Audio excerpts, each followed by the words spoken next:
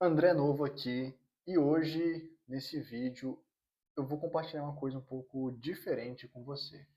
É um vídeo onde eu vou te contar um pouco da minha história, da minha trajetória, e eu quero compartilhar principalmente uma descoberta que eu tive atualmente, recentemente, melhor dizendo.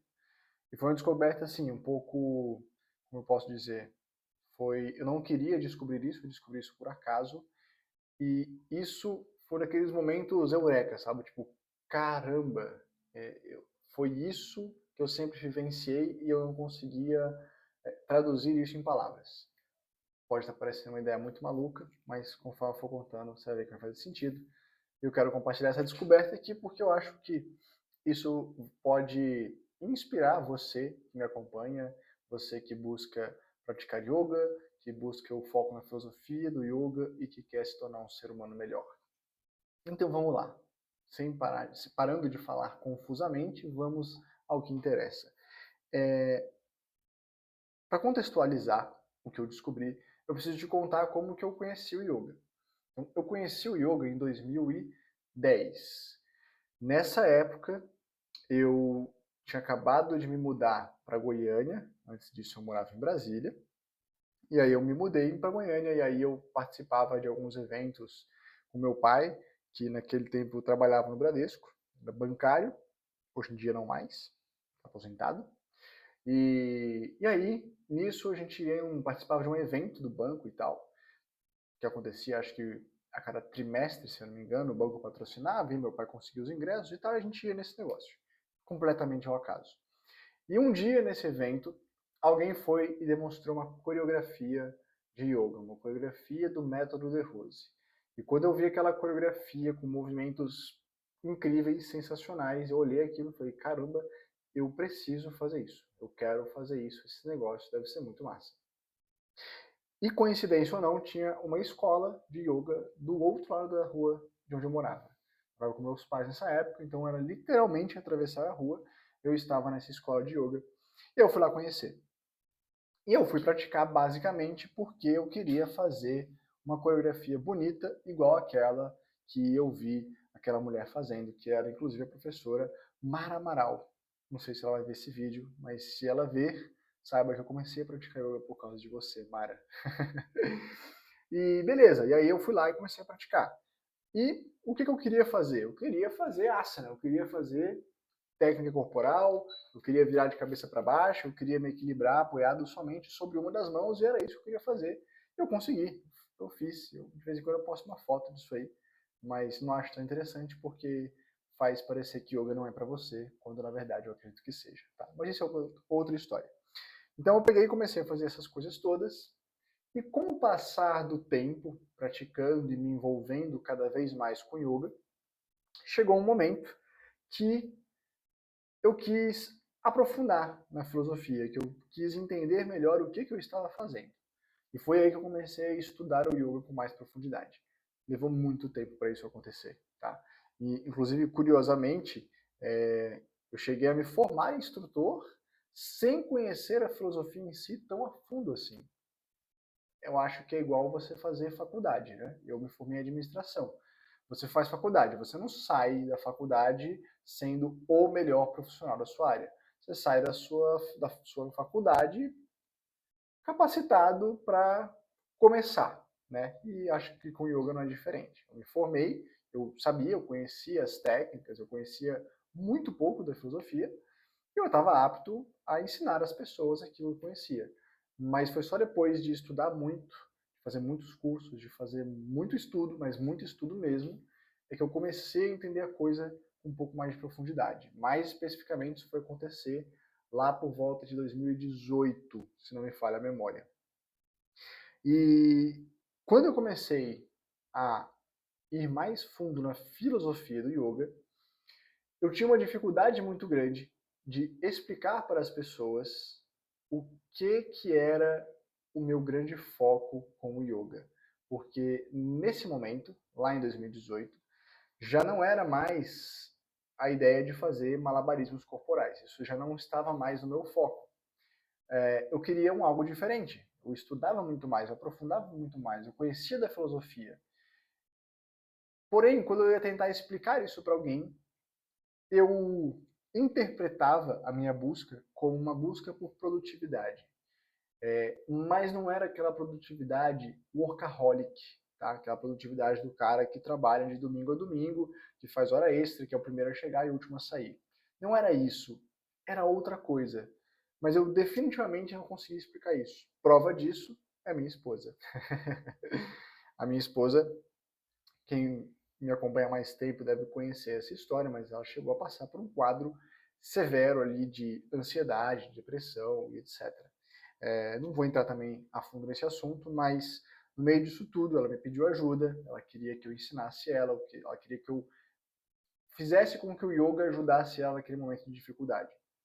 E, por vezes, eu ensinava as técnicas, e quando ela fazia as técnicas, a coisa dava resultado, fazia bem para ela, ela se sentia melhor.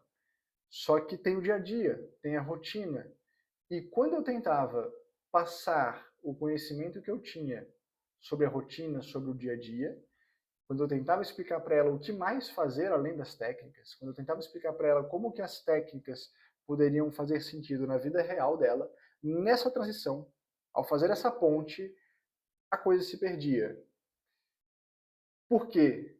Porque na minha cabeça, fazia sentido que o que eu ensinava ajudava as pessoas a serem mais produtivas. Porém, uma produtividade com leveza, uma produtividade com qualidade de vida, com bem-estar, sem as coisas serem pesadas e densas. Mas não era assim que a mensagem chegava para a Fê.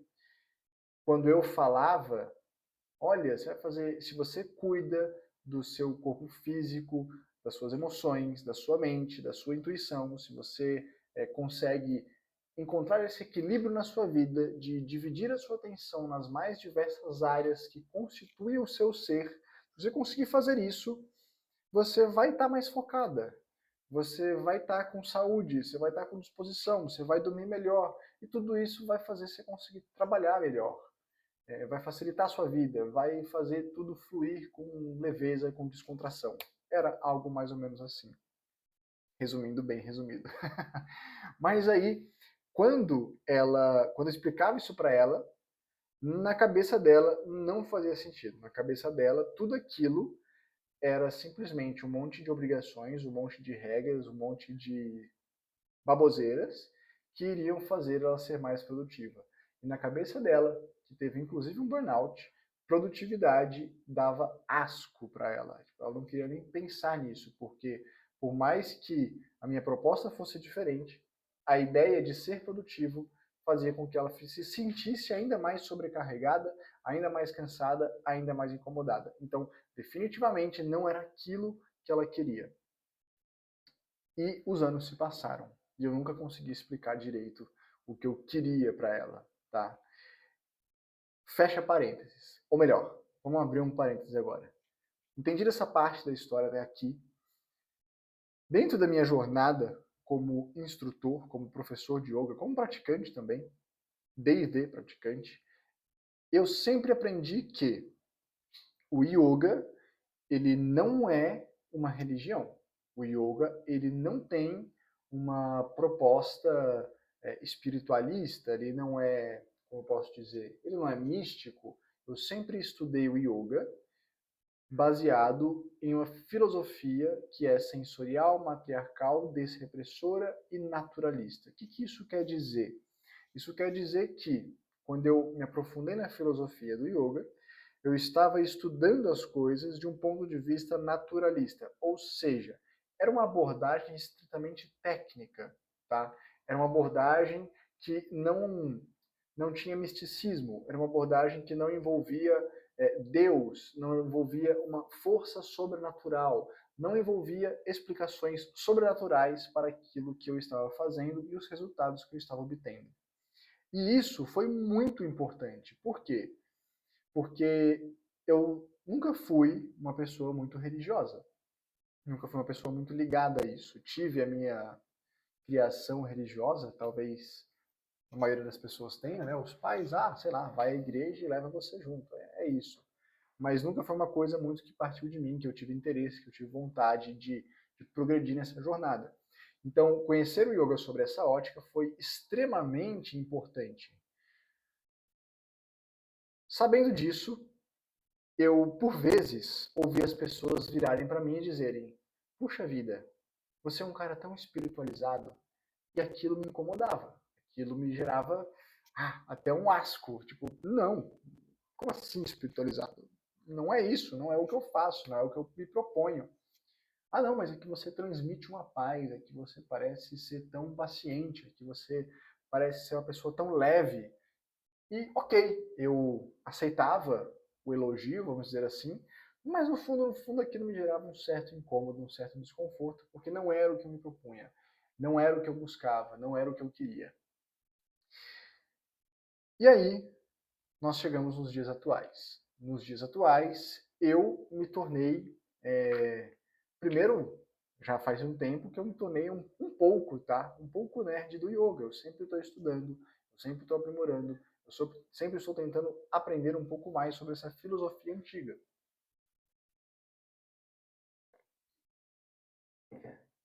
E aí, mais recentemente, nós fomos batizar o Theo. Para quem não conhece ainda, o Theo é meu filho, que acabou de fazer 6 meses, quando eu estou gravando esse vídeo.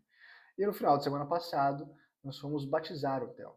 E a Fê, ela é católica, então ela fazia questão, é importante para ela batizar o Theo. Eu falei, tá bom, não tem problema, vamos batizar. Eu tô tranquilo com isso e se é a sua vontade, né? Vamos nessa. Para mim, indiferente. A verdade era essa. Acontece que para batizar uma criança, você tem que fazer um curso. Sabia disso? Eu não sabia. Como eu te disse, eu não tinha uma vida religiosa. Nunca tive. E aí, beleza, a gente tinha que fazer um curso. E para fazer esse curso, sentamos juntos, eu e a Fê, e começamos a ler. Tinha uma espécie de uma apostila ali, com umas poucas páginas. Você tinha que ler alguns trechos da Bíblia e você tinha que assistir alguns vídeos, tá? E aí, pegado com todo esse material em mãos, você respondia um questionário e esse era o curso para você poder batizar seu filho. E no meio disso tudo, eu e a Fê, a gente entrou numa conversa, num diálogo, no sentido de que muitos dos conceitos, muitas das coisas que estavam escritas e descritas ali no livro que nós lemos, na apostila que nós lemos, em trechos da Bíblia que nós lemos, tudo que a gente viu ali fazia perfeito sentido para mim. E, e tinham perguntas do tipo, você é uma pessoa que vive na fé, você crê em Deus, coisas nesse sentido. E a Fê perguntou, e aí, você crê? E para mim foi uma coisa meio paradoxal, porque eu olhava e pensava, Fê, é difícil eu te dizer que eu acredito no que está aqui. Por quê? Porque eu não sei o que está aqui, eu não sei o que tem nesse livro. Esse livro é a Bíblia, tá? Não tenho vergonha de dizer isso, nunca tinha lido uma Bíblia, gente, é a vida.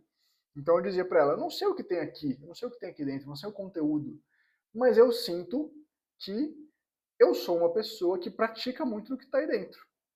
E aí ela, pô, mas como é que você acha que você pratica o que está aí se você não sabe o que está aí? Eu dizia, não sei. Simplesmente me parece que é. Simplesmente a percepção que eu tenho é essa.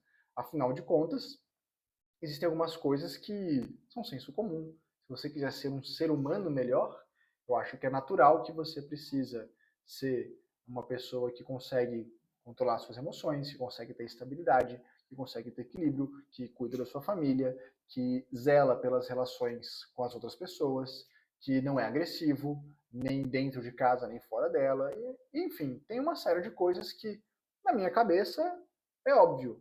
Quer você chame isso de, sei lá, 10 mandamentos, quer você chame isso de pecados capitais, quer você chame isso de, não sei lá, que fosse um coach dizendo o que você faz para ter uma rotina de alta performance, que seja. Mas tem algumas coisas que eu acho que é padrão, é óbvio que isso aqui vai te levar em direção a ser um ser humano melhor. E baseado nisso, eu disse para ela, eu acho que eu pratico muito o que está aqui dentro. E a partir disso, depois de nos envolvermos bastante com o curso de batismo e dialogarmos bastante, a Fê é uma pessoa que tem uma vivência religiosa, ao contrário de mim. E no meio disso tudo, eis que eu me deparo com o conceito, agora com um pouco mais de interesse nisso, mas eu me deparo com o conceito de espiritualidade. E aí eu fui entender isso um pouco melhor, tá? E aí olha só, não vou compartilhar a tela, mas eu vou ler para você uma coisa que eu anotei. Pesquisa de Google, tá? Não sou um as, não sou expert nem da espiritualidade, nem da religiosidade. O que que eu encontrei? O que seria espiritualidade? A espiritualidade é uma dimensão constitutiva da pessoa. Para mim isso fez absoluto sentido. Eu sempre falei que nós temos vários corpos. Tem vídeo no canal aqui sobre isso. Você tem o físico, o emocional, o mental e dentro do yoga eu falo em intuicional. Esse intuicional se assemelha muito a esse conceito de corpo espiritual, vamos dizer assim. A espiritualidade está relacionada à intimidade com algo maior. Horas, através do yoga, eu descobri, sim, que existe uma força maior, existe uma vontade maior do que a sua, e a vida não é molezinha. A vida, às vezes, é fazer coisas que você não gosta de fazer, simplesmente para fortalecer a sua vontade, para fortalecer a sua força de vontade, para testar a sua gana de você realmente querer conquistar o que você quer conquistar na sua vida. Então, sim, eu acredito perfeitamente que existe uma força maior e eu busco me relacionar com essa força maior. Não estou usando aqui o termo Deus, porque, como eu falei, eu não tenho uma vida religiosa, mas aparentemente eu descobri agora, recente, esses dias, que parece que sim, eu tenho uma vida espiritual. Espiritualidade é uma prática individual. Super ponto. Todos os dias que eu parei para praticar ou estudar a filosofia do yoga, eu fazia isso sozinho. É uma jornada bastante solitária, embora eu goste muito. Está ligada a uma sensação de paz e propósito. Sim, eu acredito muito que eu tenho isso. Essa paz eu diria que é a leveza. Eu sempre, quem me acompanha há mais tempo sabe que eu sempre falei muito sobre leveza, sobre ter uma vida leve, sobre ter uma rotina leve, fazer as coisas sem, sem perturbar a sua paz de espírito, tá? Eu sei lá se é a melhor forma de dizer, mas é o que é. E propósito, francamente, quando eu idealizei a comunidade Sattva, hoje eu olho para ela e falo, cara, é isso que eu quero fazer pelos próximos 10 anos. Eu não vou falar o resto da vida, porque a gente não conhece o dia de amanhã, mas eu olho e vejo um projeto que eu quero tocar pelos próximos 10, 20 anos, porque eu gosto daquilo ali, eu gosto de estar ali, de compartilhar o meu conhecimento e a minha experiência. Inclusive, se você quiser conhecer e fazer parte da comunidade Sattva, o link vai estar aqui na descrição desse vídeo. A espiritualidade desenvolve o seu próprio sistema de crenças. Sim, faz todo sentido. E é mais individual e menos dependente dos outros. Quando eu vi isso aqui, eu pensei, caraca, estou chocado. As pessoas me diziam que eu era uma pessoa espiritualizada, eu me ofendia, eu achei que elas estavam querendo dizer que yoga é religião, e no fundo, era pura ignorância minha mesmo. Aparentemente, eu desenvolvi uma vida espiritual com profundidade quando eu me dediquei a estudar o yoga com profundidade. Quando eu parei de pensar no yoga como uma ginástica corporal de quem se equilibra numa mão só e faz uns malabarismos, quando eu parei de pensar nisso e comecei a mergulhar fundo na filosofia, no ensinamento, no que existe de lá na essência do yoga, quando eu comecei a mergulhar nisso, eu comecei a desenvolver uma vida, desenvolver uma espiritualidade sem ter consciência disso, sem saber que isso estava acontecendo, mas sim, isso estava acontecendo. E por outro lado, o que seria a religiosidade? De novo, foi um paralelo que eu pedi para o Google fazer, tá? Vou reforçar isso. Religiosidade está ligada a instituições religiosas estruturadas, como por exemplo a própria igreja. Está ligada a um conjunto de determinadas crenças. É um meio de inserção comunitária e cultural. É uma das fontes mais potentes de apoio em situações difíceis. Está ligada a atos de culto, ritos e outras formas de expressão religiosa. E é um conjunto específico de crenças e práticas organizadas. E aí tem um adendo aqui embaixo, falando o seguinte: é possível ser espiritual sem ser religioso, e vice-versa. Ou seja, é possível você desenvolver a sua espiritualidade através da religião, e é possível você desenvolver a sua espiritualidade por outras formas.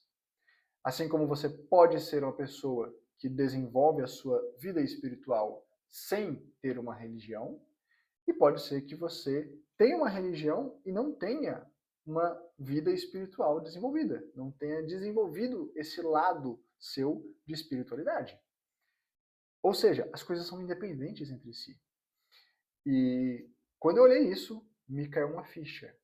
Caramba, é isso.